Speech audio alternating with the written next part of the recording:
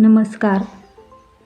बाजारात सहज मिळणारी भाजी म्हणजे मेथीची भाजी. तर आज आपण मेथीच्या भाजीपासून व ज्वारीच्या पिठापासून अगदी पटकन होणारे मेथीचे पराठे पाहणार आहोत.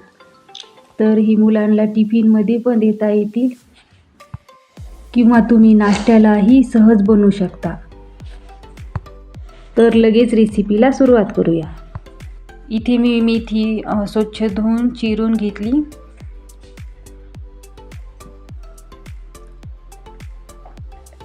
त्यानंतर लसण, हिरवी मिरची, अद्रक आणि कोथिंबीर हे कुटून घ्यायचं.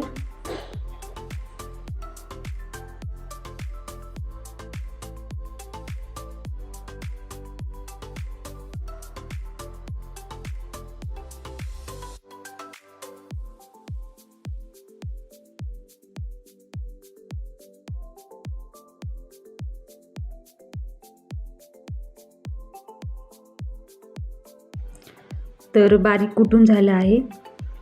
तर इथे मी एक जुडी मेथी घेतली आहे. त्यामध्ये 2 वाटी ज्वारीचं पीठ घालायचं.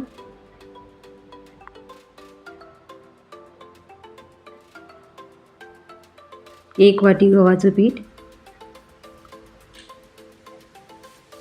मिक्स करून घ्यायचे.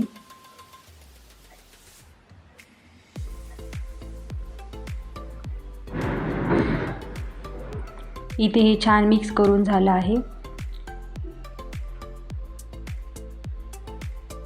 यामध्ये हिरवी मिरची घालायची, ठेचून घेतलेली हिरवी मिरची, लसण, अद्रक, कोथिंबीर. त्यानंतर 1 चमचा तीळ, 1 चमचा तीळ घालायचा, ओवा अर्धा चमचा,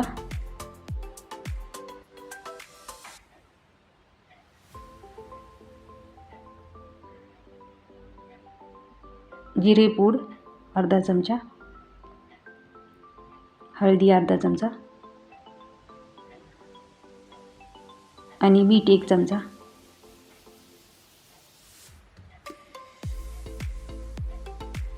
त्यानंतर 1 चमचा तूप घालायचं व हे मिक्स करून घ्यायचं.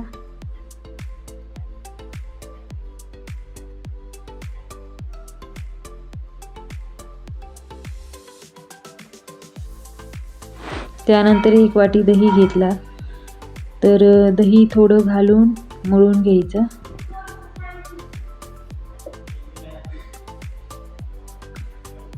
परत थोडं घातलं.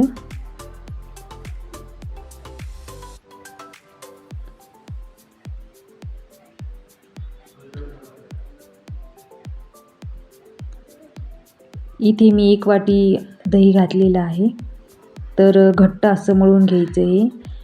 आणि जसं वेळ लागेल तसं ते दह्याला पाणी सुटतं, त्यामुळे घट्ट मळून घ्यायचं.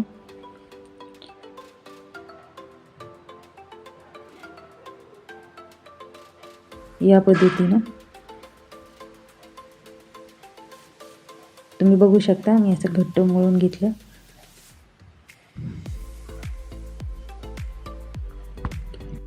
तर मळून झाल्यानंतर एक गोळा करून थोडं पीठ लावून लाटून घ्यायचा.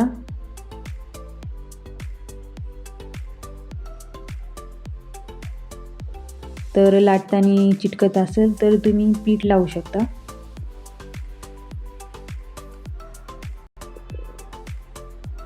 या पद्धतीने लाटून झालेलं आहे.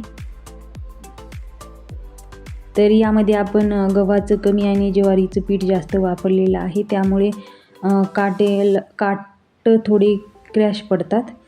तर मी झाकणाचा वापर करत आहे, यामुळे आकार येतो.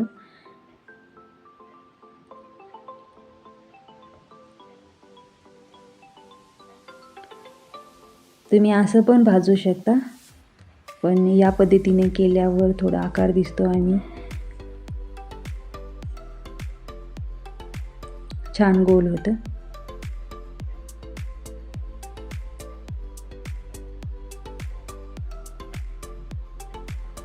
तर तवा गरम झालेला आहे. मी 1 चमचा तूप घातलेले.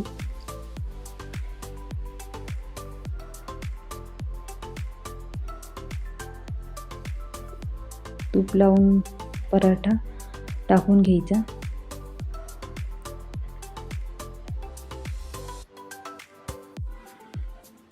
तर पराठा टाकल्यानंतर मी दुसरा पण लाटून घेते.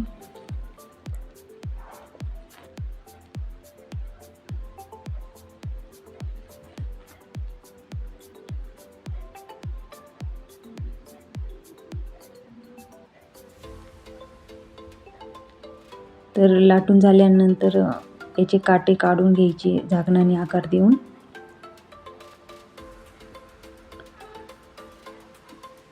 आणि दोन्ही बाजूनी खरपूस तूप लावून भाजून घ्यायचा.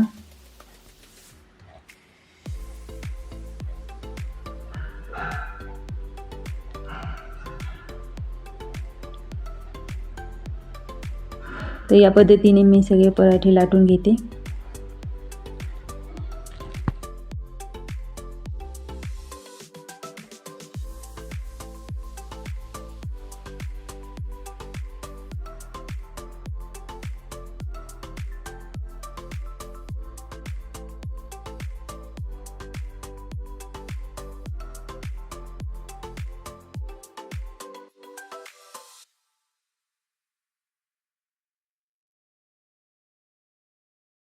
रेसिपी कशी वाटली कमेंट करून नक्की सांगा. माझ्या चॅनलला लाईक करा, सबस्क्राईब करा आणि शेअर करा. धन्यवाद.